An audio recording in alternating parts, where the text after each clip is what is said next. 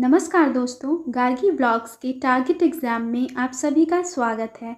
आज की वीडियो में हम लोग घटना चक्र पॉइंटर के सामान्य अध्ययन यानी जनरल स्टडीज़ को देखेंगे। दोस्तों, इस वीडियो में हम मध्यकालीन भारत के महत्वपूर्ण तथ्यों को पढ़ेंगे। ये पार्ट 1 है। इसमें हम वो टॉपिक्स कवर करेंगे जो आगे के टॉपिक्स गिवन हैं। इसके बाद हम आगे के जो नेक्स्ट टॉपिक्स होंगे, वीडियो बहुत लंबी ना हो जाए तो इसलिए हम उसे नेक्स्ट पार्ट 2 में देखेंगे। ठीक है। आप सभी जानते हैं कि ये जो बुक है ये बहुत ही बेहतरीन बुक है। इसमें यूपीएससी, यूपीपीसीएस एवं आरओ एआरओ के आए हुए सभी प्रश्न शामिल होते हैं। ये यहाँ से सीधे सीधे प्रश्न जो हैं वो एग्ज़ाम में देखने को मिलते हैं। ठीक है। जो प्रीवियस ईयर पीवाईक्यूज़ हैं ये बहुत इंपॉर्टेंट है और वन लाइनर के फॉर्म में इसमें दिए रहते हैं। तो चलिए हम आज की वीडियो जो है वो स्टार्ट करते हैं अपनी मध्यकालीन भारत की। Welcome you all. मध्यकालीन भारत जीएस पॉइंटर के इस सीरीज में हम स्टार्ट करने जा रहे हैं, जिसमें हमें आज पढ़ना है भारत पर मुस्लिम आक्रमण। तो भारत पर मुस्लिम आक्रमण स्टार्ट करते हैं। देखिए, पैगंबर हजरत मोहम्मद का जन्म हुआ था 570 ईसा में हुआ था, 570 ईसा में। मोहम्मद साहब की मृत्यु हुई थी 632 ईसा में, 632 ईसा में। मक्का है सऊदी अरब में। हिंद भारत की जनता के संदर्भ में हिंदू शब्द का प्रथम बार प्रयोग किया था, अरबों ने किया था। मोहम्मद बिन कासिम द्वारा सिंध पर विजय हुई थी 712 ईसा में। 712 मतलब 712 ईसा में। कुतुबुद्दीन ऐबक, महमूद गजनवी, मोहम्मद बिन कासिम, मोहम्मद गोरी में से भारत में प्रथम मुस्लिम आक्रमणकारी था मोहम्मद बिन कासिम था। भारत का प्रथम मुस्लिम आक्रमणकारी, सर्वप्रथम मुस्लिम आक्रमणकारी थे, ये अरब के थे। चचनामा के अनुसार 6वीं और 7वीं शताब्दी में सिंधु देश की राजधानी थी तो अरोड़ थी। सिंधु देश की राजधानी अरोड़ थी। गजनी राजवंश का संस्थापक था अल्पतगीन था। वह चंदेल शासक जो महमूद गजनवी को पराजित नहीं हुआ था। विद्याधर। महमूद गजनवी ने भारत पर कितनी बार आक्रमण किया? 17 बार आक्रमण किया। महमूद गजनवी का दरबारी इतिहासकार उल्बी था। शाहनामा का लेखक फिरदौसी संबंधित था महमूद गजनवी के दरबार से। महमूद गजनवी के साथ भारत आने वाला प्रथम इतिहासकार तथा मुस्लिम विद्वान था अलबरूनी। अलबरूनी भारत में आया 11वीं शताब्दी ईस्वी में। पुराणों का अध्ययन करने वाले प्रथम मुसलमान था अलबरूनी। अलबरूनी के विषय में सत्य कथन है तो उसका ग्रंथ उस समय के जीवंत भारत से प्रभावित था। सही है। वह संस्कृत का विद्वान था। वह त्रिकोणमिति का विशेषज्ञ था। ये सारे कथन अलबरूनी के विषय में सत्य हैं। महमूद गजनवी के हमले के बाद सोमनाथ मंदिर का पुनर्निर्माण करवाया था। किसने करवाया था? तो भीमदेव प्रथम ने करवाया था। एक तरफ संस्कृत मुद्रा लेख के साथ चांदी के सिक्के निर्गत किए। किसने किए? महमूद गजनवी ने किए। मध्य एशिया का शासक जिसने 1192 ईस्वी में उत्तर भारत को जीता, शिहाबुद्दीन मोहम्मद गोरी ने जीता। मोहम्मद गोरी को सर्वप्रथम पराजित किया भीम द्वितीय अथवा मूलराज द्वितीय ने। देखिए, भीम द्वितीय का ही नाम जो था वो मूलराज द्वितीय था, तो आप दोनों में से नाम दोनों ही याद रखने हैं। मोहम्मद गोरी ने जयचंद को पराजित किया था चंदावर के युद्ध 1194 ईस्वी में। वह युद्ध जिसमें भारत में मुस्लिम शक्ति की स्थापना हुई तराइन का द्वितीय युद्ध था, जिसमें भारत में मुस्लिम शक्ति की स्थापना हुई थी। नेक्स्ट है गुलाम वंश का संस्थापक था तो गुलाम वंश का संस्थापक कुतुबुद्दीन ऐबक था, जिसको लाख बख्श भी कहते थे, यही था। दिल्ली सल्तनत का सुल्तान, यद्यपि उसने सुल्तान की उपाधि नहीं ली, जो लाख बख्श के नाम से जाना जाता है, कुतुबुद्दीन ऐबक है।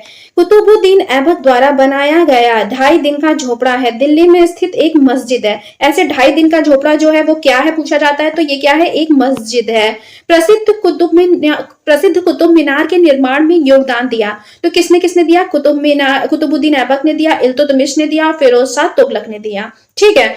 तो ये हो गया, कुतुब ऐबक ने ही इसकी नींव रखी थी, उसके बाद उसकी डेथ हो गई थी, उसके बाद इल्तुतमिश ने बाकी काम उसको पूर्ण करवाया। फिर उसके बाद से जब कुछ बिल्डिंग जो थी उसकी वो ढह गई थी तो 3 और 5वीं मंजिल जो थी वो फिरोज शाह तुगलक ने बनवाया था। कुतुब मीनार का निर्माण कार्य पूर्ण किया था तो इल्तुतमिश ने पूर्ण किया था। ठीक है। कुतुबुद्दीन ऐबक की राजधानी थी लाहौर।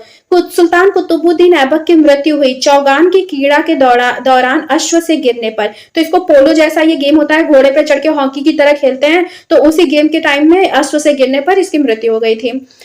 दिल्ली को सल्तनत की राजधानी के रूप में स्थापित किया किसने किया? तो इल्तुतमिश ने किया, क्योंकि कुतुबुद्दीन ऐबक की राजधानी तो लाहौर थी, है ना, तो इल्तुतमिश ने किया। दिल्ली का वह प्रथम सुल्तान जिसने नियमित सिक्के जारी किए तथा दिल्ली को अपनी साम्राज्य की राजधानी घोषित की, तो ये कौन था? ये इल्तुतमिश था। ठीक है, इल्तुतमिश ने ही ये किया था।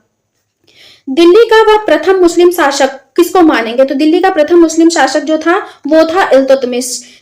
मुस्लिम शासक जिसका साम्राज्य दार उल इस्लाम का एक भाग माना जाता था इल्तुतमिश का गुलाम कहा गया था इल्तुतमिश को।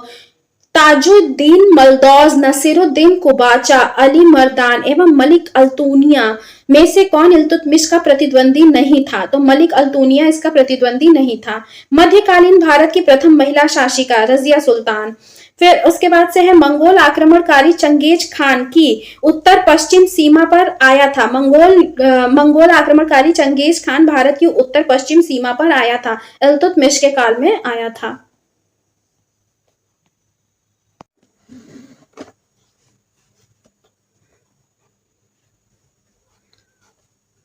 मंगोल प्रथम बार सिंधु के तट पर देखे गए इल्तुतमिश के शासनकाल में। चंगेज खान का मूल नाम था तेमुचिन। सत्य कथन है इल्तुतमिश ने के शासनकाल में चंगेज खान भगोड़े ख्वारिज्म युवराज की खोज में सिंधु नदी पर पहुंचा था। इल्तुतमिश ने बिहार में अपना प्रथम सूबेदार नियुक्त किया था मलिक जानी को। रजिया बेगम को सत्ताच्युत करने में हाथ था। किसने इनको सत्ता से हटाने में सबसे ज्यादा भूमिका निभाई थी? तो ये तुर्कों ने निभाई थी। दिल्ली में सुल्तान बलबन का पूरा नाम क्या था? तो दिल्ली के सुल्तान बलबन का पूरा नाम था गयासुद्दीन बलबन। दिल्ली का वह सुल्तान जिसके विषय में कहा गया है कि उसने रक्त और लौह की नीति अपनाई, तो ये बलबन के विषय में कहा गया है। बलबन के बारे में सही कथन है बलबन ने अपने शासनकाल को शक्तिशाली बनाया और सारी सत्ता अपने हाथ में केंद्रित कर ली। बलबन उत्तर पश्चिम सीमा को मंगोल के आक्रमण से सुरक्षित करना चाहता था। तो ये कथन बलबन के लिए बिल्कुल सही कहे गए हैं, इनको हमें ध्यान में रखना है। भारत का प्रथम मुस्लिम शासक जिसने भारत के शासन के सिद्धांत को राजाओं के ईश्वरीय अधिकार सिद्धांत के समान प्रतिपादित किया, तो बलबन ने। अपनी शक्ति को समेकित करने के बाद बलबन ने धारण की थी कौन सी उपाधि धारण की थी? तो जिल्ले इलाही की उपाधि धारण की थी। भारत में प्रसिद्ध फारसी त्योहार नौरोज आरंभ बलबन ने करवाया था। सुल्तान बलबन का महत्वपूर्ण कार्य क्या था? तो नियामत एक खुदाई के सिद्धांत का प्रतिपादन किया था। उसने तुर्कान ए चहलगानी का प्रभाव समाप्त कर दिया था। उसने बंगाल के विद्रोह का दमन किया था। नोट, नियासुद्दीन महमूद ने उसे उल्लू खां की उपाधि दी थी, ये इसका दामाद था। गढ़मुक्तेश्वर की मस्जिद की दीवारों पर अपने शिलालेख में स्वयं को खलीफा का सहायक कहा था, तो ये बलबन ने कहा था। कि सुल्तान ने एक अलग विभाग आरिज स्थापित किया था, तो ये जो है ये बलबन ने किया था। और तुमरिल खां ने विद्रोह किया था, तो बलबन के शासनकाल में तुमरिल खां ने विद्रोह किया था। इसके बाद हम आ जाते हैं खिलजी वंश पर। तो खिलजी वंश में हमें पढ़ना है वह सुल्तान जो नया धर्म चलाना चाहता था किंतु उलेमा लोगों ने इसका विरोध किया, तो ये अलाउद्दीन खिलजी था। दिल्ली का सुल्तान जिसने सिकंदर सानी की महान उपाधि धारण की थी, तो सिकंदर सानी खुद को किसने कहलाया था? अलाउद्दीन खिलजी ने। अलाउद्दीन खिलजी का प्रसिद्ध सेनापति जिसकी मंगोलों के विरुद्ध लड़ते हुए मृत्यु हो गई थी, तो ये जफर खान था। ये अलाउद्दीन खिलजी का सेनापति था और मंगोलों से लड़ते टाइम में इसकी डेथ हो गई थी, मार दिया गया था। रानी पद्मिनी का नाम अलाउद्दीन की चित्तौड़ विजय से जोड़ा जाता है। उनके पति का नाम क्या था? राणा रतन सिंह था। 1000 दिनारी नाम से जाना जाता है मलिक काफूर। इसको अलाउद्दीन खिलजी ने 1000 दिनार में खरीदा था, इसलिए इसको 1000 दिनारी के नाम से जाना जाता है। अलाउद्दीन खिलजी के दक्षिणी अभियान का उद्देश्य था धन प्राप्ति। अलाउद्दीन खिलजी के आक्रमण के समय देवगिरी का शासक था, तो वो रामचंद्र देव था। देवगिरी का शासक अलाउद्दीन खिलजी के टाइम में रामचंद्र देव था। ठीक है, उसके बाद से हम लोग नेक्स्ट आ जाते हैं पेज पे।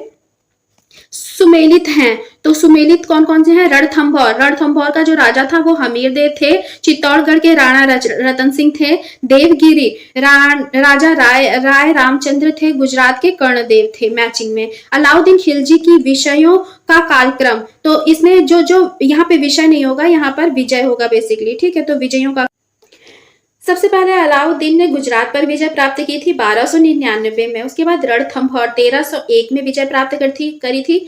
चित्तौड़ में 1303 में विजय प्राप्त की थी और वारंगल में 1310 में विजय प्राप्त की थी। तो ये इसकी अलाउद्दीन खिलजी के विजय का सीक्वेंस है। उसके बाद से क्या है कि दिल्ली का वह सुल्तान जिन्होंने फसल की नपाई का आधा राजस्व के रूप में दावा किया, तो वो कौन था? अलाउद्दीन खिलजी। इसने कहा कि जो भी फसल उगती है उसका आधा राजस्व के रूप में देना पड़ेगा सबको, ठीक है, चाहे जितने भी फसल हो, कम हो ज्यादा हो, डजंट मैटर।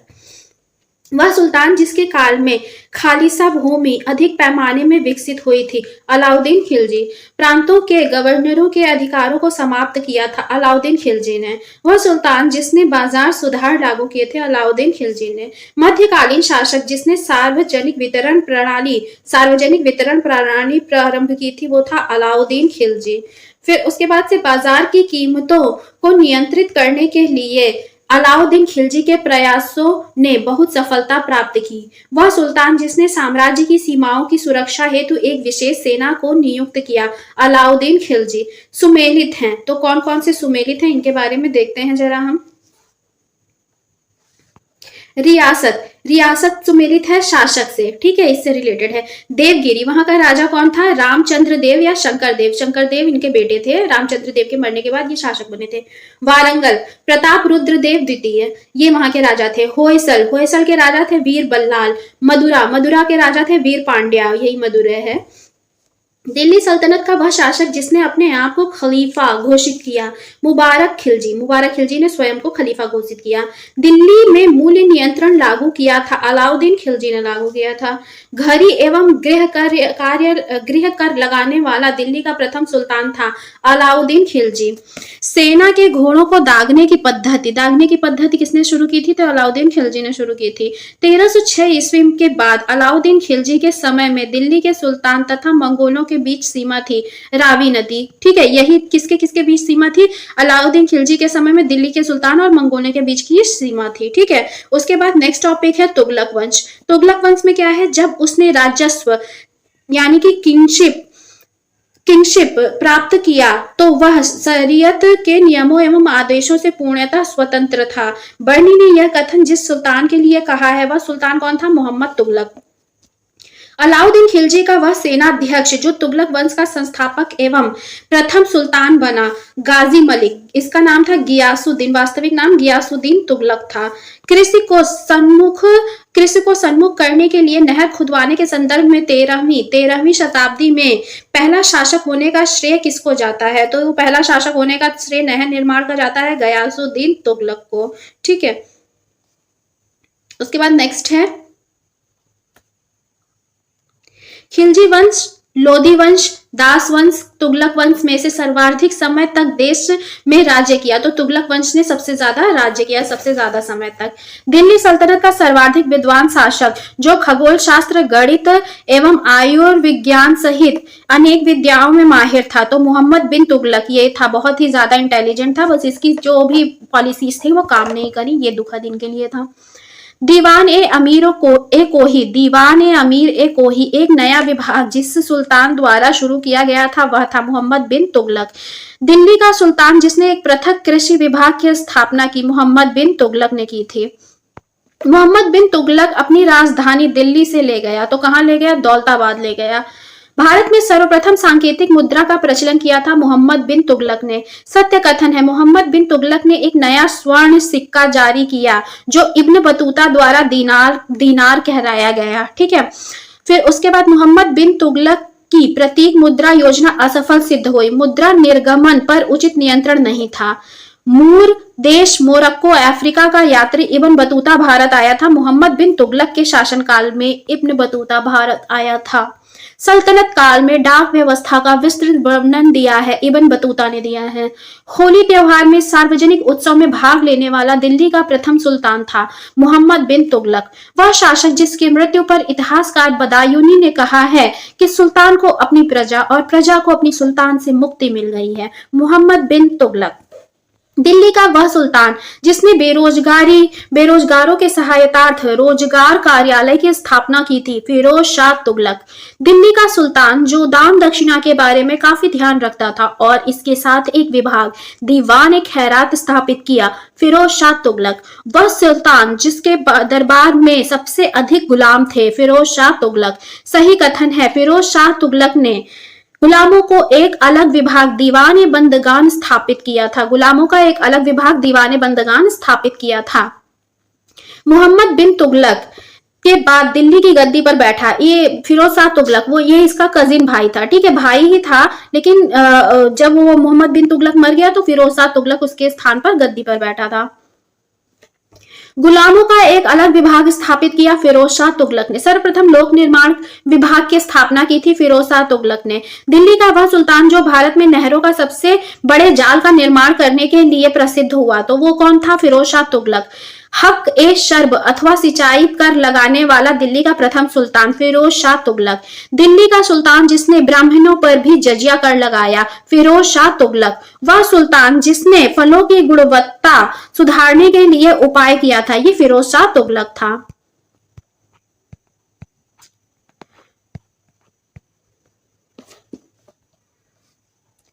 टोपरा तथा मेरठ के 2 अशोक स्तंभ लेख दिल्ली लाया था, फिरोज शाह तुगलक जो था वो लेके आया था।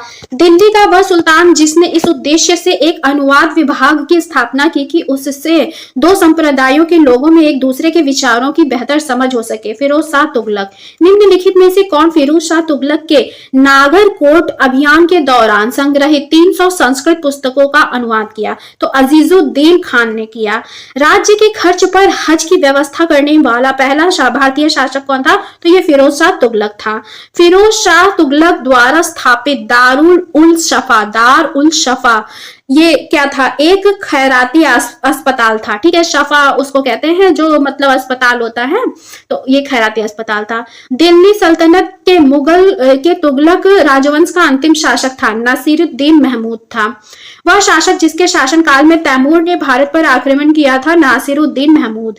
तैमूर लंग ने भारत पर आक्रमण किया 1398 ईसा में, ठीक है, 1398 ईसा में।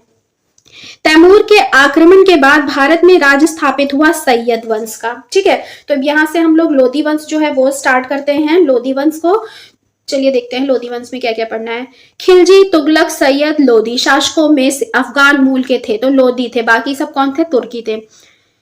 दिल्ली की राजगद्दी पर अफगान शासकों का सही क्रम है बहलोल लोधी, ठीक है, बहलोल खान लोधी। ये 1451 से 1489 ईस्वी तक था। सिकंदर लोधी सेकंड नंबर पे 1489 से लेके 1517 ईस्वी तक था। इब्राहिम लोधी 1517 से 1526 ईस्वी तक था। महाराणा सांगा ने इब्राहिम लोधी को परास्त किया था, तो खातौली के युद्ध में इन्होंने परास्त किया था इब्राहिम लोधी को। वह मध्ययुगीन सुल्तान जिसने आगरा शहर की नींव डालने एवं उसे सल्तनत की राजधानी बनाने का श्रेय जाता है, सिकंदर लोधी को जाता है। गुलरुखी उपनाम से अपनी कविताओं की रचना की सिकंदर लोधी ने। अन्य के ऊपर कर समाप्त करने के लिए जाना जाता है सिकंदर लोधी को। दिल्ली पर शासन करने वाले वंशों का सही क्रम है, पहले गुलाम वंश आया, फिर खिलजी वंश आया, फिर तुगलक वंश आया, फिर सैयद वंश आया और फिर सबसे लास्ट में लोधी वंश आया। बलबन, इल्तुतमिश, कुतुबुद्दीन ऐबक तथा इब्राहिम लोधी में से वह शासक जो गुलाम वंश का नहीं है। तो आप इसको इजीली बता सकते हो कि ये जो लोधी है इब्राहिम लोधी, ये गुलाम वंश का नहीं है। इसके बाद से विजयनगर साम्राज्य स्टार्ट हो जाता है। तो विजयनगर साम्राज्य में देखिए क्या क्या क्वेश्चंस हैं। विजयनगर साम्राज्य की स्थापना की थी हरिहर और बुक्का नामक 2 भाइयों ने की थी। वह शासक जिसने कृष्णा नदी की सहायक नदी दक्षिणी तट पर एक नए नगर की स्थापना की और उस देवता के प्रतिनिधि के रूप में अपने इस नए राज्य पर शासन करने का दायित्व लिया, जिसके बारे में माना जाता था कि कृष्णा नदी से दक्षिण की समस्त भूमि उसी देवता की है, हरिहर प्रथम। यही हरिहर बुक्का में से जो हरिहर है उन्हें ही हरिहर प्रथम के नाम से जाना जाता है। अपनी मधुरा विजय कृति में अपने पति के विजय अभियानों का वर्णन करने वाली कवयित्री थी गंगा देवी। विजयनगर का वह पहला शासक जिसने बहमनियों से गोवा छीना, हरिहर सेकंड। प्रमुख तथ्य हैं, नरसिंह सालुव ने संगम वंश का अंत किया और उसने राज सिंहासन छीनकर सालुव वंश प्रारंभ किया। वीर नरसिंह ने अंतिम सालुव शासक को गद्दी से उतारकर राज सिंहासन छीना। वीर नरसिंह ने उत्तरवर्ती उनके अनुज कृष्णदेव राय थे। कृष्णदेव राय एक सेकेंड वीर नरसिंह के अंतिम सालू शासक को गद्दी से उतारकर राज सिंहासन छीना। वीर नरसिंह के उत्तरवर्ती उनके अनुज कृष्णदेव राय थे। ठीक है, नरसिंह देव जो थे उनके मरने के बाद से उनका जो छोटा भाई था वो कृष्णदेव राय जो थे वही गद्दी पे बैठे थे। कृष्णदेव राय के उत्तरवर्ती उनके चचेरे भाई अच्युत देव थे। ठीक है, तो चचेरे भाई गद्दी पे बैठते गए, इस तरीके से ये इनका सीक्वेंस है। ठीक, विजयनगर के राजा कृष्णदेव राय ने गोलकुंडा का युद्ध किस राजा के साथ लड़ा था और वह थे, तो गोलकुंडा का युद्ध इन्होंने लड़ा था कुली कुतुब शाह से। ठीक है, तो विजयनगर के जो राजा थे कृष्णदेव राय, गोलकुंडा का युद्ध जिस राजा के साथ लड़ा था कुली कुतुब शाह थे। कृष्णदेव राय के दरबार में अष्ट दिग्गज, ठीक है, अष्ट दिग्गज थे, तो ये 8 तेलुगु कवि थे जिन्हें अष्ट दिग्गज के नाम से जाना जाता था। वह शासक जिसे आंध्र भोज भी कहा जाता था कृष्णदेव राय को। प्रसिद्ध विजयनगर शासक कृष्णदेव राय के अधीन स्वर्ण युग था तेलुगु साहित्य का, क्योंकि अष्ट दिग्गज जो थे वो तेलुगु साहित्य वाले कवि ही थे। ठीक है, कृष्णदेव राय ने स्थापना की, तो नागलपुर नगर की स्थापना की। विजयनगर का प्रसिद्ध हजारा मंदिर निर्मित हुआ था कृष्णदेव राय के शासनकाल में। अब्दुल रज्जाक विजयनगर आया था देव राय सेकंड के राजकाल में। निकोलो कोंटी कौन था? इटली का यात्री जिसने देवराय प्रथम के समय में विजयनगर साम्राज्य की यात्रा की थी, तो उसका नाम क्या था? Niccolo Conti. पुर्तगाल लेखक नीनुज के अनुसार विजयनगर साम्राज्य में महिलाएं निपुण थी कुश्ती, ज्योतिष शास्त्र, लेखाकरण एवं भविष्यवाणी में। पंबन, कुंटन, नयन एवं टिक्कन में से महाभारत के तेलुगु अनुवादों के लिए विख्यात है। नन्नय एवं टिक्कन, ये जो है महाभारत के तेलुगु अनुवाद इन्होंने किए थे। नन्नय और टिक्कन इनका नाम है। वैदिक ग्रंथों में भाष्यकार सायण को आश्रय प्राप्त था विजयनगर राजाओं का। 1565 में प्रसिद्ध युद्ध हुआ था तालीकोटा का युद्ध, जो था वो 1565 में हुआ था। तालीकोटा का युद्ध लड़ा गया था विजयनगर एवं बीजापुर के बीच में। तालीकोटा का युद्ध लड़ा गया था विजयनगर और बीजापुर, अहमदनगर, बीदल, गोलकुंडा की संयुक्त सेनाओं के बीच में। जब राजा वोडियार ने मैसूर राज्य की स्थापना की तब विजयनगर साम्राज्य का शासक था वेंकट सेकंड। तब विजयनगर का शासक जो था वो वेंकट सेकंड नाम का था। विजयनगर के शासक कृष्णदेव की कराधान व्यवस्था की विशेषता थी। भूमि की गुणवत्ता के आधार पर भू राजस्व की दर नियत होती थी तथा कारखानों में निजी स्वामी एक औद्योगिक कर देते थे। वह स्थान जहां के खंडहर विजयनगर की प्राचीन राजधानी का प्रतिनिधित्व करते हैं। हम्पी के खंडहर ये बहुत ही ज्यादा प्रसिद्ध है, हम्पी का खंडहर। ठीक है, विजयनगर के शासकों ने बनवाया था। विजयनगर का शासक जिसने चीन के सम्राट के पास अपना दूत भेजा, बुक्का प्रथम, हरिहर बुक्का वाले बुक्का प्रथम है। प्रथम तेलुगु कवि श्रीनाथ से संबद्ध दरबार था देवराय द्वितीय का। देवराय द्वितीय के दरबार में श्रीनाथ रहते थे, ये तेलुगु कवि थे। ठीक है, वह राज्य जिसमें कल्याण मंडप की रचना मंदिर निर्माण का एक विशिष्ट अभिलक्षण था विजयनगर का था। ठीक है, प्रसिद्ध विजय विठल मंदिर जिसके 56 तक्षित स्तंभ संगीतमय स्वर निकालते हैं अवस्थित है, हम्पी में है। विजयनगर के काल में दक्षिण भारत की नृत्य परंपरा का पहली बार विकास हुआ। ठीक है, तो ये कौन सी परंपरा थी? ये यक्षगान की परंपरा थी। यक्षगान की परंपरा है ये। ठीक है, यक्षगान की परंपरा।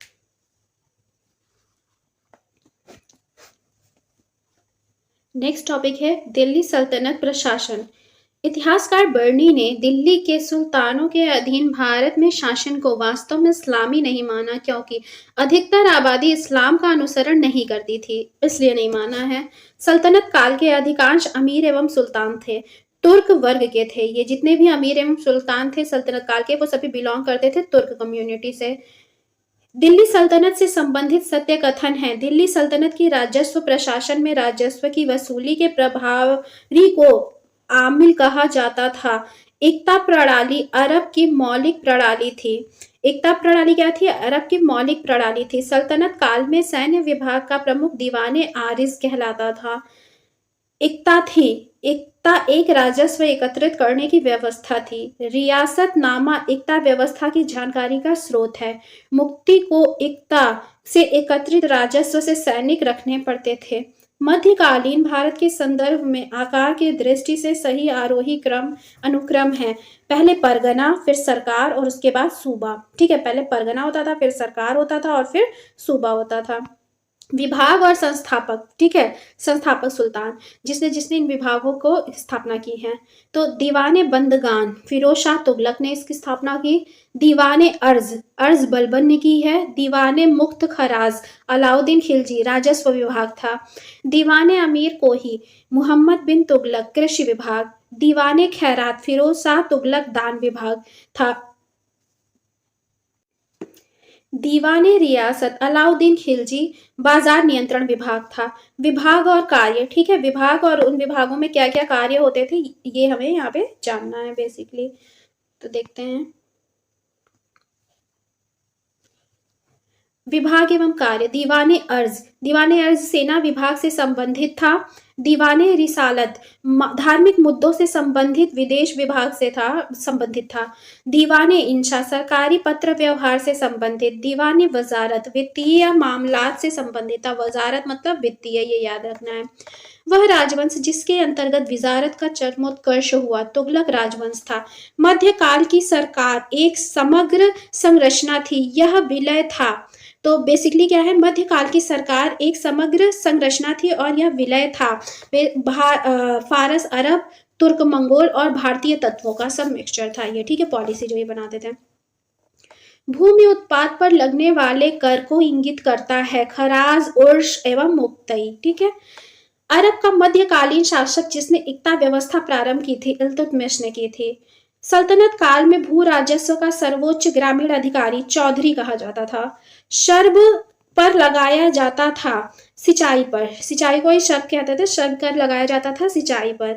जवाबित का संबंध था। जवाबित बेसिकली राज्य कानून धर्म निरपेक्ष से रिलेटेड था। हदीस है एक इस्लामिक कानून। सल्तनत काल में फवाजिब, फवाजिल का अर्थ था इक्तादारों एवं सरकारी खजानों में जमा की जाने वाली राशि। सल्तनत काल की दो प्रमुख मुद्राएं हैं, जीतल तथा टंका।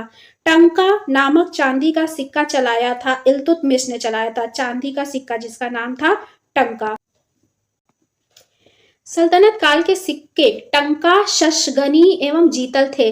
क्रमशः जो टंका था वो चांदी का था, शशगनी जो था वो भी चांदी का था और जीतल जो था वो तांबे से बना हुआ होता था। तो क्रमशः चांदी, चांदी और तांबे के थे ये।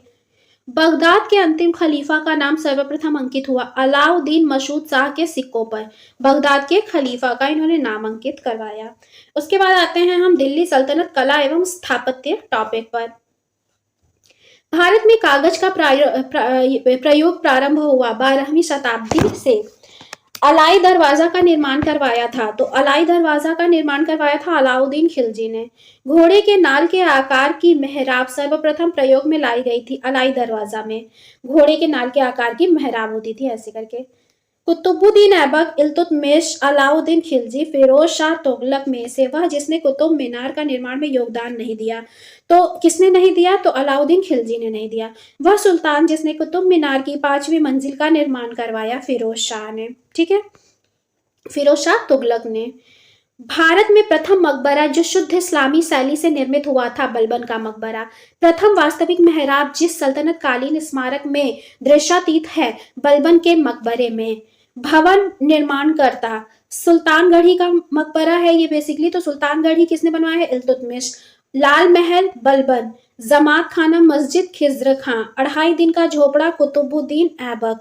इन स्थापत्यों के निर्माण का सही अनुक्रम है, कुतुब मीनार पहले बना, फिर तुगलकाबाद का किला बना, फिर लोधी गार्डन, फिर फतेहपुर सीकरी बसाया गया, ठीक है।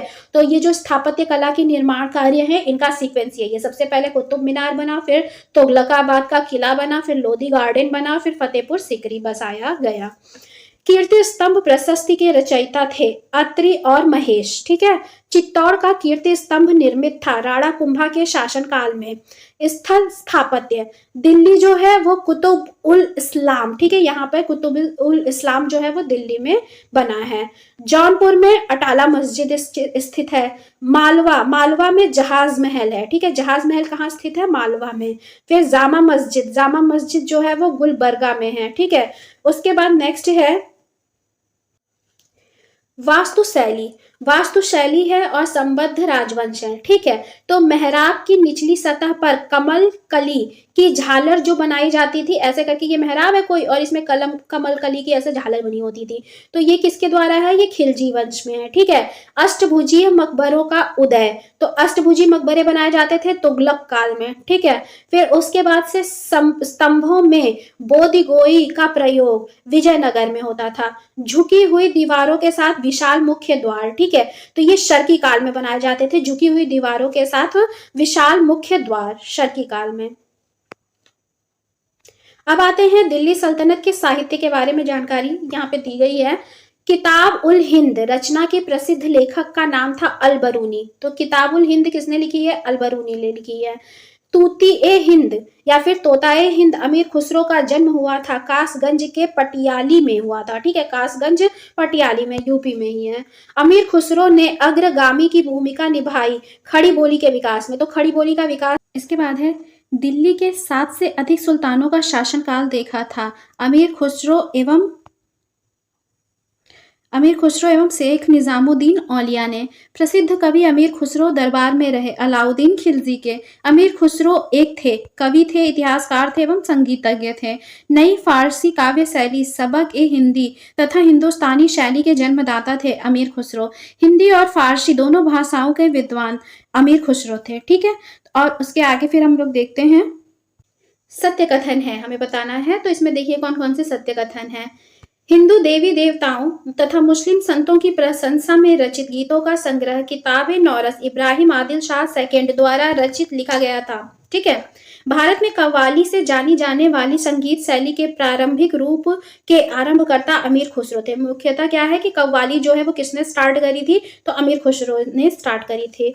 फारसी का वह प्रथम कवि जिसने अपनी कविता में भारतीय पर्यावरण को चित्रित किया अमीर खुसरो। तबकात ए नासिरी का लेखक था मिनहाज उल सिराज, तो मिनहाज उल सिराज ने क्या लिखा है? तबकात ए नासिरी नामक ग्रंथ लिखा है। ग्रंथों का कालक्रम है, ठीक है, तो ग्रंथ जो है सबसे पहले लिखी गई जो है वो किताब उल हिंद है, फिर पृथ्वीराज रासो है, फिर तबकाल ए नासिरी है, फिर फतवा ए जहांदारी है, ठीक है, ये सीक्वेंस है। वह भाषा जिसे दिल्ली सुल्तानों ने संरक्षण प्रदान किया, फारसी अपभ्रंश शब्द का प्रयोग मध्यकालीन, ठीक है, वह भाषा जिसे दिल्ली सुल्तानों ने संरक्षण प्रदान किया, फारसी भाषा। अपभ्रंश शब्द का प्रयोग मध्यकालीन संस्कृत ग्रंथों में होता था। कुछ आधुनिक भारतीय भाषाओं के आरंभिक रूपों में को इंगित करने के लिए, ठीक है, इसलिए होता था अपभ्रंश का यूज, ठीक है, अपभ्रंश का यूज होता था कुछ आधुनिक भारतीय भाषाओं के आरंभिक रूपों को इंगित करने के लिए। आगे देखते हैं लेखक हैं और उनके द्वारा जो रचनाएं हैं, पुस्तकें हैं बेसिकली, ठीक है। तो ये है जियाउद्दीन बर्नी, बर्नी ने लिखा है तारीख ए फिरोज शाही। हसन निजामी ने लिखा है ताजुल मासिर। मिनहाज उल सिराज ने लिखा है तबकात ए नासिरी। याहिया बिन अहमद ने लिखा है तारीख मुबारक शाही। अमीर खुसरो ने लिखा है खजाइन उल फतूह। जियाउद्दीन बर्नी ने लिखा है फतवा ए जहांदारी। मुल्ला दाऊद ने लिखा है चंदायन, ठीक है, चंदायन किसकी रचना है? तो मुल्ला दाऊद की रचना है।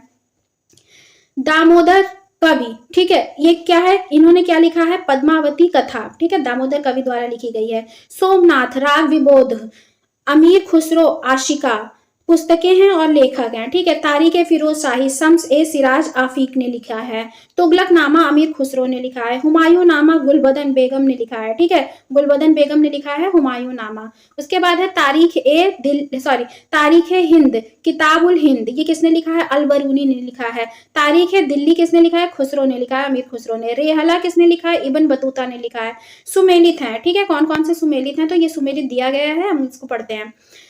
इसमें क्या क्या है? कृति है और लेखक है। तो इकाइक ए हिंदी, हकाइक ए हिंदी, इसको अब्दुल वाहिद बिलग्रामी ने लिखा है। हकाइक ए हिंदी बिलग्रामी ने लिखा है। तहजीबुल अखलाक, ये किसने लिखा है? इब्न कासिवा ने लिखा है, मिस्काविया ने लिखा है, इब्न मिस्काविया ने। कुंजुल तिजार बैलक अल कबायली ने लिखा है। जवामी उल हिकायात ये किसने लिखा है? तो सदरुद्दीन मोहम्मद औफी ने लिखा है। फवाद उल फवाद किसने लिखा है? अमीर हसन अल खिलजी ने लिखा है। बख्तियार खिलजी के बिहार आक्रमण का पहला विवरण मिलता है, कहाँ से मिलता है? तो तबकात ए नासिरी से मिलता है, तबकात ए नासिरी से हमें प्राप्त होता है। ठीक, वीणा, ढोल, सारंगी एवं सितार में से वह संगीत वाद्य जिसे हिंदू मुस्लिम गाने वाद्यों का सबसे श्रेष्ठतम मिश्रण माना गया है, तो वो है सितार। ठीक है, हिंदू और मुस्लिम गान वाद्यों का ये श्रेष्ठतम मिश्रण माना गया है सितार को। संगीत यंत्र तबला का प्रचलन किया अमीर खुसरो ने किया। चिंतामणि भट्ट द्वारा रचित संस्कृत ग्रंथ शुक सप्तती को फारसी में अनुवाद कर उसका नाम तूतीनामा किसने लिखा? ख्वाजा जियाउद्दीन नक्शबी ने रखा था। ठीक है, फिर नाम है और ग्रंथ संगीत के हैं। ठीक है, तो ये देखते हैं किसने किया है। राणा कुंभा संगीत राज, काशीनाथ शास्त्री अप्पा तुलसी, राग चंद्रिका, पुंडरीक विठल, राग माला, कृष्णानंद व्यास, राग कल्पद्रुम ग्रंथ है और उसके रचयिता हैं।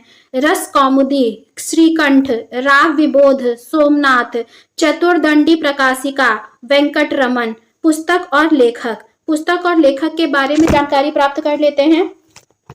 रास पंचाध्यायी किसने लिखी है? रास पंचाध्यायी जो है वो नंददास की रचना है।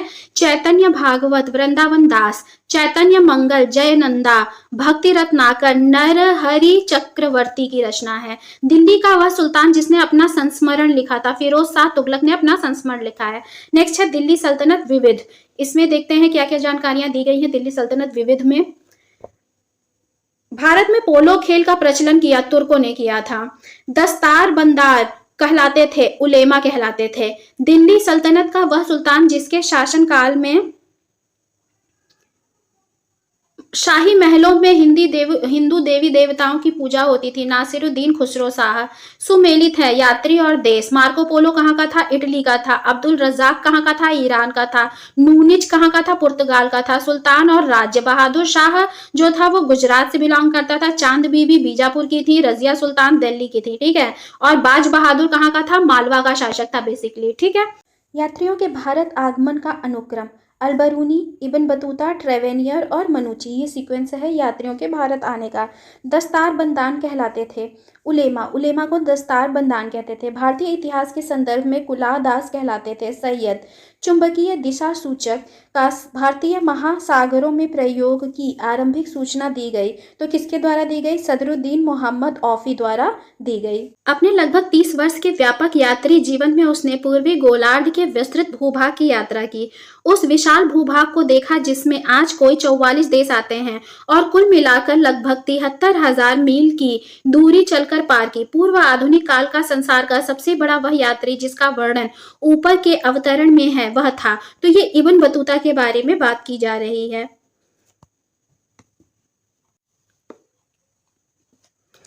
नेक्स्ट है लेखक और ग्रंथ। ठीक है, कृष्णदेव राय का क्या है? अमुक्त माल्यद है। ठीक है, इनका ग्रंथ है।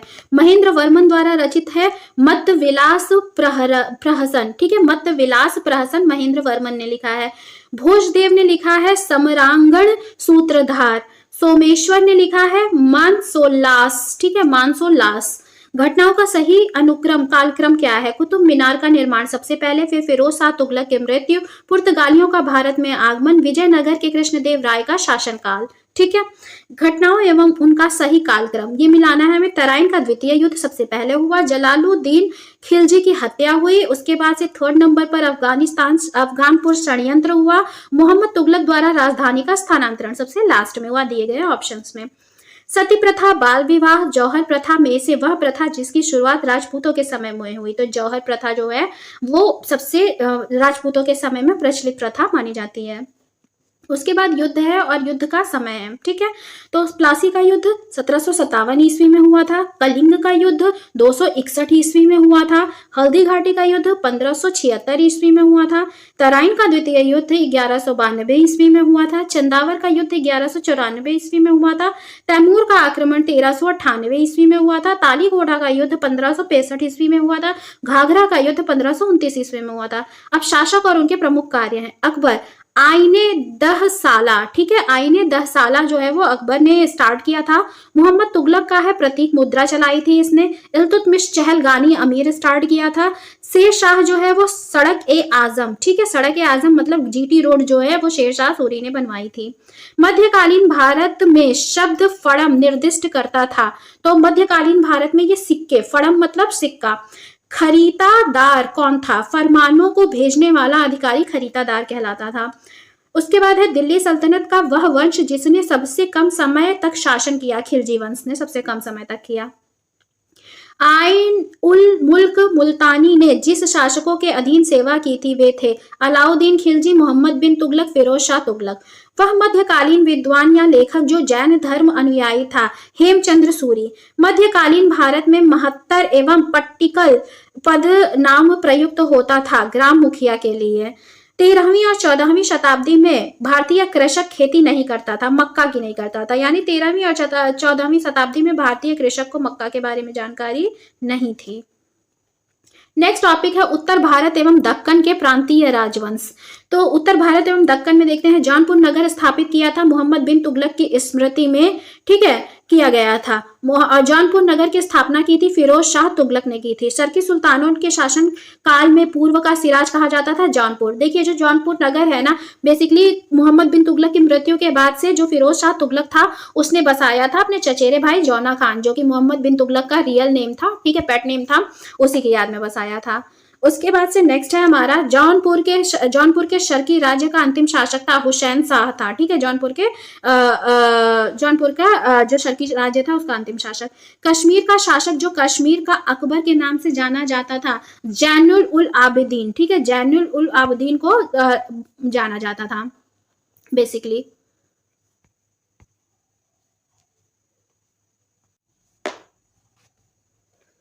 जौनपुर के शर्की शासक का अंतिम शासक था हुसैन शाह। कश्मीर का शासक जो कश्मीर का अकबर के नाम से जाना जाता था जैनुल आबिदीन। जैनुल आबिदीन मोहम्मद बिन तुगलक, हुसैन शाह, शर्की और अकबर में से वह शासक जिसने सर्वप्रथम जजिया कर समाप्त किया था जैनुल आबिदीन ने समाप्त किया था। जैनुल आबिदीन द्वारा पूरी की गई कश्मीर की जामा मस्जिद की प्रभावकारी विशेषता में शामिल है बुर्ज बौद्ध पैगोडाओं के समान फारसी शैली बनाई थी इसने। एक बार फिर देख लेते हैं। जैनुल आबिदीन द्वारा पूरी की गई कश्मीर की जामा मस्जिद की प्रभावशाली विशेषता में शामिल है बुर्ज बौद्ध जो पगोड़े बनते थे उसके समान फारसी शैली में इसने कलाकारी करवाई है। मुनि सुंदर सूरी, नाथा, टिल्ला भट्ट और मुनि जिन विजय सूरी में से वह विद्वान जो कुंभा के दरबार में नहीं था। तो मुनि जिन विजय सूरी जो थे वो कुंभा के दरबार में नहीं थे। शासक और राज्य देखते हैं। राजा हमीर जो थे वो मेवाड़ से रिलेटेड थे। राजा चुंडा जो थे वो मारवाड़ से रिलेटेड थे।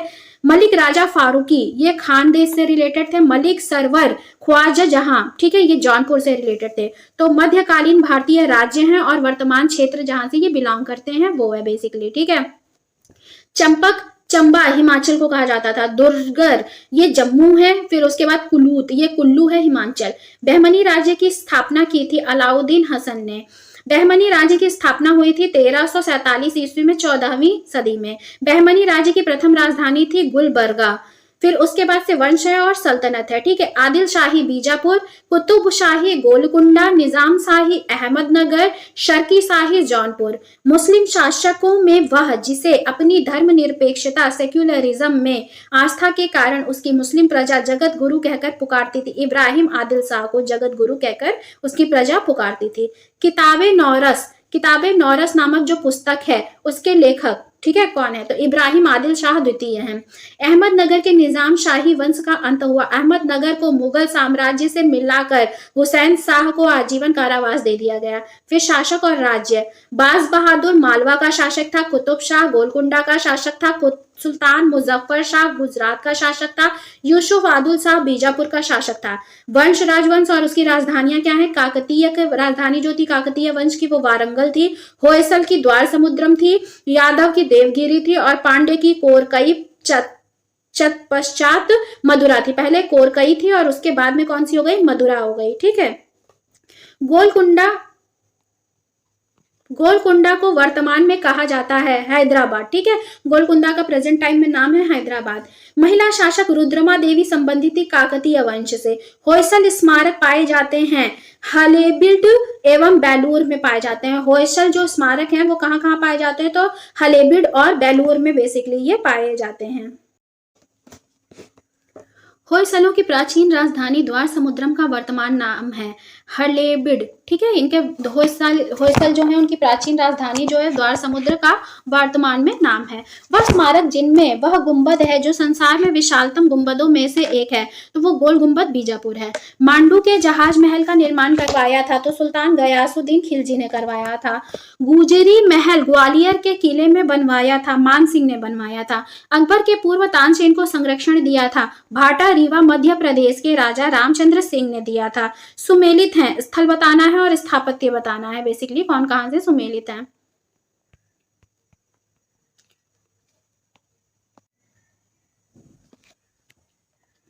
स्थापत्य और स्थल, अदीना मस्जिद पंडुआ वेस्ट बंगाल में है। लाल दरवाजा मस्जिद जौनपुर में है।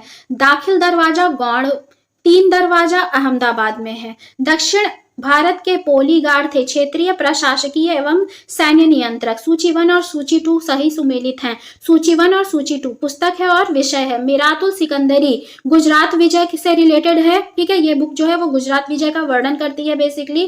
फिर उसके बाद से बुरहाने माशिर बहमनी के अहमदनगर का इतिहास बताता है। रियाजुल सलातिन बंगाल का इतिहास बताता है। रियाजुल इंशा महमूद गवां के पत्रों का संग्रह है।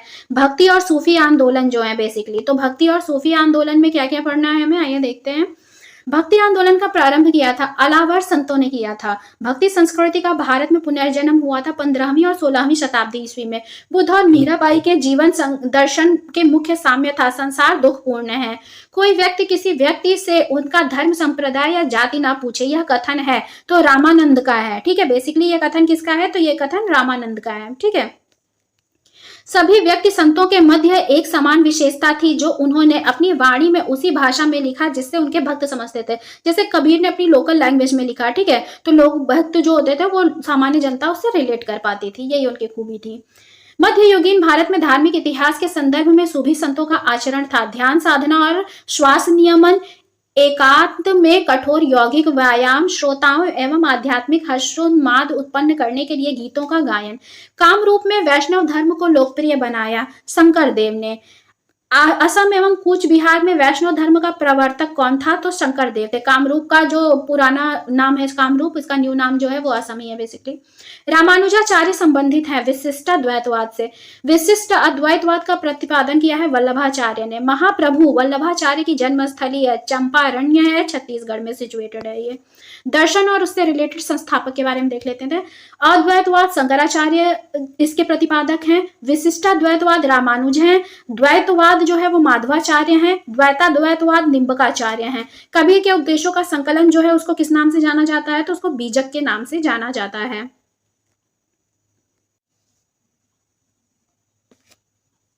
नेक्स्ट है पुष्टि मार्ग के दर्शन को प्रतिपादित किया था वल्लभाचार्य ने। दादू कबीर रामानंद तुलसी दास में से वह भक्ति संत जिसने अपने संदेश के प्रचार के लिए सबसे पहले हिंदी का प्रयोग किया था, रामानंद ने किया था।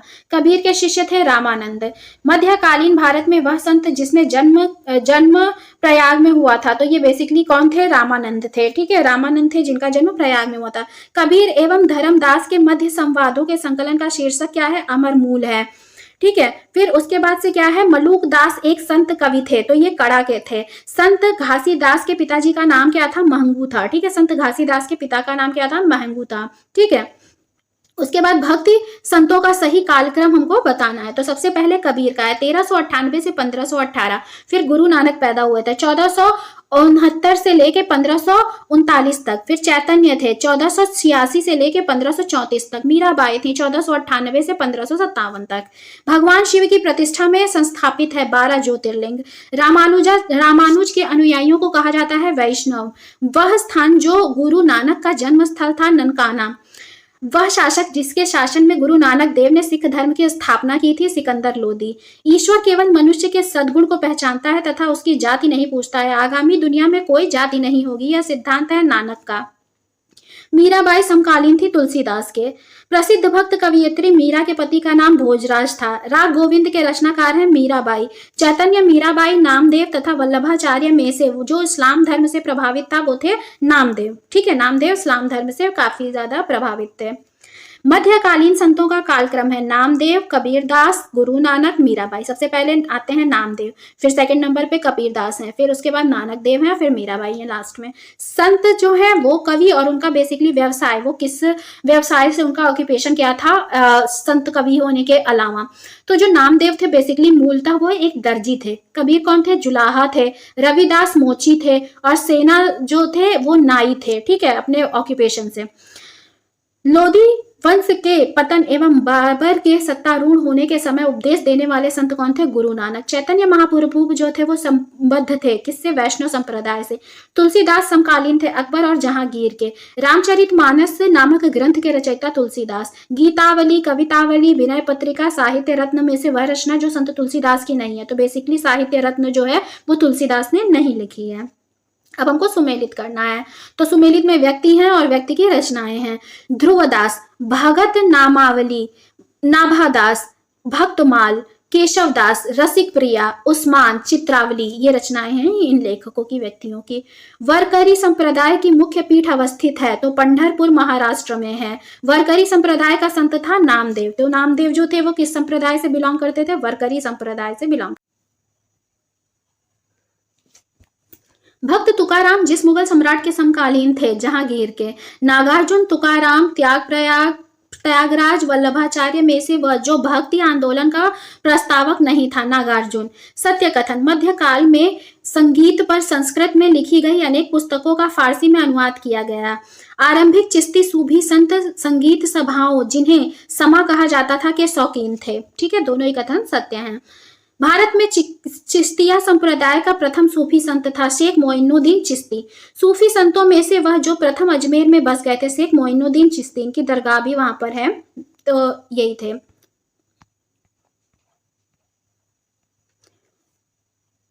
सूफीवाद में चिश्तिया शाखा का संस्थापक था। अफगानिस्तान में चिश्त के निवासी अबू इस्हाक समी चिश्ती और उनके शिष्य ख्वाजा अबू अब्दाल। ठीक है, तो सूफीवाद की चिश्तिया शाखा का संस्थापक कौन था? तो अफगानिस्तान में ये रहते थे, चिश्त के निवासी थे अबू इस्हाक शमी चिश्ती और उनके शिष्य थे ख्वाजा अबू अब्दाल। ठीक है, ख्वाजा मोइनुद्दीन चिश्ती के शिष्य थे ख्वाजा उस्मान हारूनी। ठीक है, अजमेर में ख्वाजा मोइनुद्दीन चिश्ती की दरगाह पर नजर भेंट भेजने वाला प्रथम मराठा सरदार छत्रपति साहूजी शिवाजी के ये पौत्र थे। ठीक है, शेख निजामुद्दीन औलिया के शिष्य बाबा फरीद के थे। शेख निजामुद्दीन औलिया जो थे वो किसके शिष्य थे? तो वो बाबा फरीद के शिष्य थे। शेख निजामुद्दीन औलिया के दरगाह स्थित है, दिल्ली में स्थित है। वह सूफी संत जिसकी मान्यता थी कि भक्ति संगीत ईश्वर के निकट पहुंचने का एक साधन है। मोइनुद्दीन चिश्ती, ख्वाजा कुतुबुद्दीन बख्तियार काकी, शेख अब्दुल जिलानी, शेख मोइनुद्दीन तथा शेख निजामुद्दीन औलिया में से वह कौन है जो चिश्ती सिलसिले से संबंधित नहीं है? तो जो नहीं है वो हमें बताना है। तो शेख अब्दुल जिलानी इससे संबंधित नहीं है। भारत का सादी कहा गया है अमीर हसन को। जलालुद्दीन खिलजी, अलाउद्दीन खिलजी, गयासुद्दीन तुगलक तथा मोहम्मद बिन तुगलक में से वह सुल्तान जिसने निजामुद्दीन औलिया ने जिसको भेंट करने से इनकार कर दिया। तो अलाउद्दीन खिलजी को इन्होंने मना कर दिया था कि हम तुमसे नहीं मिलेंगे। वह सूफी संत जो महबूब ए इलाही कहलाता था शेख निजामुद्दीन औलिया। शेख फरीद का सर्वाधिक ख्यातिलब्ध शिष्य जिसने दिल्ली में 7 सुल्तानों का काल देखा तो निजामुद्दीन औलिया। शेख मोइनुद्दीन चिश्ती, कुतुबुद्दीन बख्तियार काकी, फरीदुद्दीन गंज ए शकर तथा शेख निजामुद्दीन औलिया में से वह सूफी संत जिसके विचारों को सिख ग्रंथ आदि ग्रंथ में संकलित किया गया है फरीदुद्दीन गंज ए शखर। ठीक है, फरीदुद्दीन गंज ए शखर की जो रचनाएं हैं उसको आदि ग्रंथ में सम्मिलित किया गया है। प्रसिद्ध संत सलीम चिश्ती थे, तो ये फतेहपुर सीकरी में, ठीक है, ये रहते थे। शेख उल हिंद की पदवी प्रदान की गई थी शेख सलीम चिश्ती को। सुमेलित हैं संत और मकबरा, तो शेख मोइनुद्दीन चिश्ती जो थे वो अजमेर के थे। शेख बरहाउनुद्दीन गरीब जो थे वो दौलताबाद में इनका मकबरा है। शेख मोहम्मद हुसैनी जो थे वो गुलबर्गा में इनका मकबरा है। शेख निजामुद्दीन औलिया जो थे उनका दिल्ली में मकबरा है। ठीक है, तो इनके मकबरे इन सारे संतों के यहीं पे हैं। तो शेख मोइनुद्दीन चिश्ती का अजमेर में मकबरा है। शेख बुरहानुद्दीन गरीब का दौलताबाद में है। शेख मोहम्मद हुसैनी का गुलबर्गा में है और शेख निजामुद्दीन औलिया का दिल्ली में मकबरा है। संत कवि हैं और उनके संप्रदाय हैं। ख्वाजा मोइनुद्दीन चिश्ती जो है वो चिश्तिया संप्रदाय से बिलोंग करते हैं। शेख अहमद सर हिंदी नक्शबंदिया संप्रदाय से। दारा शिकोह कादिरिया संप्रदाय से। शेख शहाबुद्दीन जो है वो सुहरावर्दी संप्रदाय से। शेख अहमद सर हिंदी समकालीन था अकबर एवं जहांगीर का। शेख नसीरुद्दीन चिराग ए दिल्ली शिष्य थे शेख निजामुद्दीन औलिया के। शेख सलीम चिश्ती समकालीन थे अकबर के। भारत में सूफियों की कादिरी पद्धति सबसे पहले शुरू की गई थी शेख नियामतुल्ला और मखदूम मोहम्मद जिलानी द्वारा। सूफीवाद में सिलसिलाओं में वह जो संगीत के विरुद्ध था नक्शबंदिया। शेख बहाउद्दीन जकारिया मानते थे सुहरावर्दी संप्रदाय को मानते थे ये बेसिकली। हठ योग अपनाया जाता था तो नाथपंथियों द्वारा और सूफी संतियों द्वारा हठ योग अपनाया जाता था। अति कट्टरपंथ सूफी संप्रदाय था नक्शबंदी। सूफियों में से वह जिसने कृष्ण को औलिया के रूप में माना था शाह मोहम्मद गौस। उलेमा खानकाह शेख तथा समा में से वह जिसका संबंध सूफीवाद से नहीं है। उलेमा का संबंध सूफीवाद से नहीं है। कृष्ण जीवन परक प्रेम वाटिका काव्य की रचना की थी रस खान ने। 12 मासा की रचना की थी मलिक मोहम्मद जायसी ने। अब क्या है, सुमेलित हैं। ठीक है, कौन कौन से सुमेलित है हमको ये बताना है। तो सुमेलित में कौन कौन से यहाँ पे मध्यकालीन कवि दिए गए हैं और इनकी रचनाएं दी गई हैं। मुल्ला दाऊद की रचना है चंदायन। दामोदर कवि पद्मावती कथा। सोमनाथ राग विबोध। अमीर खुसरो जो है वो आशिका के रचनाकार हैं। प्रतिवर्ष प्रसिद्ध सूफी संत हाजी वारिस अली शाह की मजार पर मेला लगता है देवा शरीफ में। क्राइस्ट का जन्म स्थान बेथलहेम में। ठीक है, ईसा मसीह का। ईस्टर त्योहार के पीछे ईसाइयों की भावना है। इस दिन ईसा पुनर्जीवित हुए थे। ईसाई संत जो पशु पक्षियों से प्रेम के लिए विख्यात है। असीसी के संत फ्रांसिस जो थे वो पशु पक्षियों से प्रेम के लिए बहुत ज्यादा ही पॉपुलर हैं। ईसाइयों का गुड फ्राइडे मनाया जाता है तो ईसा मसीह को सूली पर चढ़ाए जाने के स्मरण में मनाया जाता है। ठीक है, तो गुड फ्राइडे क्यों मनाया जाता है? ईसा मसीह को जिस दिन सूली पर चढ़ा दिया गया था तो गुड फ्राइडे उसी दिन मनाया जाता है।